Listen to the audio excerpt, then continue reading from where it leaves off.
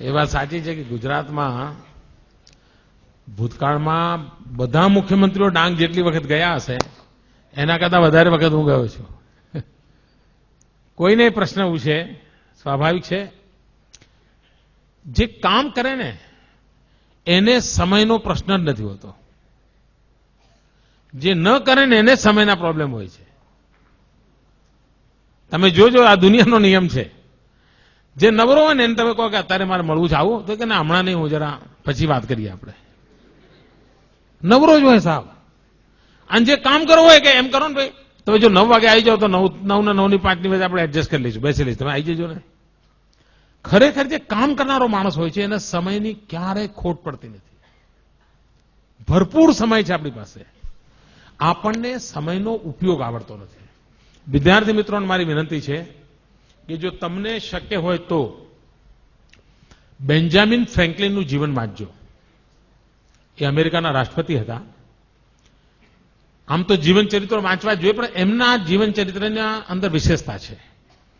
એમને પોતાને શું થતું, કામ બહુ કરે પણ લોકો ફરિયાદ કરે કે તમે આ નથી કરતા, તમે મળતા નથી, તમે એટલે પછી એમને થયું કે હારું આ આટલું બધી મહેનત કરું તો એમ મને તો ફરિયાદો જ આવ્યા કરે છે. એટલે એમણે અભ્યાસ ચાલુ કર્યો પોતાનો અને એક ડાયરી બનાવી અને એમાં એમણે લખ્યું, ભાઈ કરવા જેવા કામો કેટલા કર્યા, ન કરવા જેવા કામો કેટલા કર્યા, ન કરું તો ચાલે એવા કામ કેટલા કર્યા, કરીએ તો એ ઠીક ને ના કરીએ તો ઠીક એવા કામ કેટલા કર્યા. અને પછી ટીકમાર્ક કરવા માંડ્યા. સોમવારે જેટલા કામ કર્યા બધું ટીકમાર્ક કરે. મંગળ અઠવાડિયા પછી એમણે જોયું કે કરવા જેવા કામ ઓછામાં ઓછા કર્યા હતા અને ન કરું તો ચાલે એવા બધા જ કર્યા હતા. કારણ આપણને જ ખબર નથી હોતી કે હું આ ન કરું તો ચાલે ભાઈ પછી કરી જવાય તો ને, પણ આપણે નક્કી નથી કરતા, પ્રાયોરિટી નક્કી નથી કરતા. અને આ જો સહેજ આપણે ટેવ પાડી દઈએ કે કરવા જેવા કામોમાં કોઈ કોમ્પ્રોમાઇઝ નહીં, તો તમે જોજો તમારા બધો સમય ઉપજાઉ થઈ જશે, એમાંથી કંઈ ને કંઈ આઉટપુટ મળ્યા કરશે. બીજું, કેટલાક લોકો એમ કહે છે ખૂબ કામ કર્યું એટલે થાક લાગ્યો. આ ખોટી વાત છે. ખૂબ કામ કરો એટલે થાક જ ના લાગે. ખૂબ કામ કરો એટલે સંતોષ થાય. તમને સાહેબે હોમવર્ક આપ્યું હોય, વધારે આપ્યું હોય, પણ જો પૂરું કરો એટલે કેવું હાશ એવું થાય છે કે નહીં? આ સત્ય છે.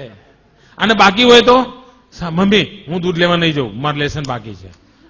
મમ્મી હું નાના બહેન નહીં રમાડું, મારું દૂધ બાકી છે. અરે મમ્મી તું રેડિયો બંધ કરને, મારું લેસન બાકી. એવું ચાલે ને ઘરમાં, કારણ કામ બાકી છે.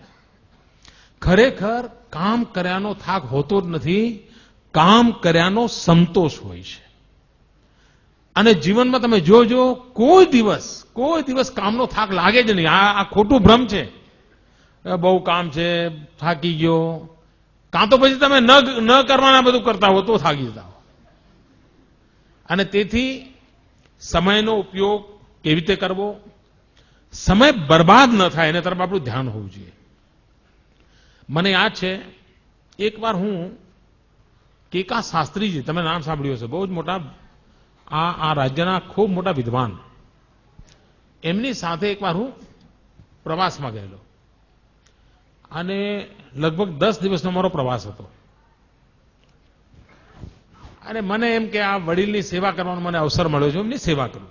એ વખતે એમની ઉંમર લગભગ 85-90 ની આસપાસ તો હશે. એ ગુજરી ગયા હતા, એમની ઉંમર 102 વર્ષ હતી અને આપણે એમની શતાબ્દી ઉજવી હતી.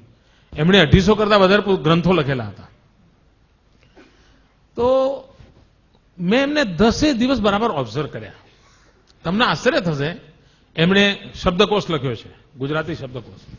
માનો કે રેલવે ફાટક હોય અને રેલવે ફાટકમાં અમારી ગાડી ઊભી રહી હોય તો આપણે શું કરીએ? ઊભા રહીને નીચે લટાર મારીએ, યા ત્યાં સિંગ ચણાની લારી હોય તો ત્યાં જઈએ, ક્યાંક ટમેટા મળતા હોય તો એ જઈએ, એવું બધું કરીએ ને. મેં જોયું કે જેવી બસ ઊભી રહી નથી કે પોતાના થેલામાં ચોપડો કાઢ્યો નથી, તરત આમ લખવાનું ચાલુ જ કરી દે અને ફરી પાછી ફાટક ખુલે અને બસ ચાલે પછી અમને મૂકી દે. મને એમ થાય કે આ માણસ સમયનો કેટલો બધો ઉપયોગ કરે છે. રાત્રે ક્યાંય પહોંચવાનું હોય, ધર્મશાળામાં ઉતરતા તો હું એમના માટે કે પથારી લેવા જઉં, એ પહેલા તો પોતાનું જે થેલો હતો એનું ઓછું કરીને સુઈ ગયા હોય. મારે એમને રાત્રે ઉઠાડવા પડે, કશું નહીં, કોઈ અપેક્ષા જ નહીં. ત્યારે હું જોતો હતો કે આ વ્યક્તિ આટલું બધું કામ કેવી રીતે કરી શક્યા હશે.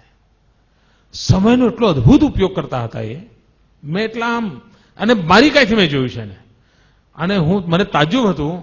અને એમના જીવનક્રમની અંદર પૂજા પાઠ, લેખન, વાંચન, આ ચીજમાં કોઈ 1 મિનિટનો ફરક નહોતો પડતો. અને 10 દિવસનું એટલું હેક્ટિક શેડ્યુલ હતું. એ ઘરે રહીને જેટલા કામ પૂરા કરતા હતા એટલા જ કામ એમણે પ્રવાસમાં પણ પૂરા કર્યા.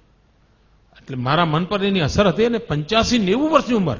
આપણા ઘરમાં આપણા દાદાજી 85-90 વર્ષના હોય તો શું કરતા હોય તમને ખબર છે ને? આ 85-90 વર્ષની ઉંમરે અને 103 વર્ષ જીવ્યા હતા. જીવનને કેટલું પરફેક્ટ એમણે રાખ્યું હશે એનો તમે અંદાજ કરી શકો છો.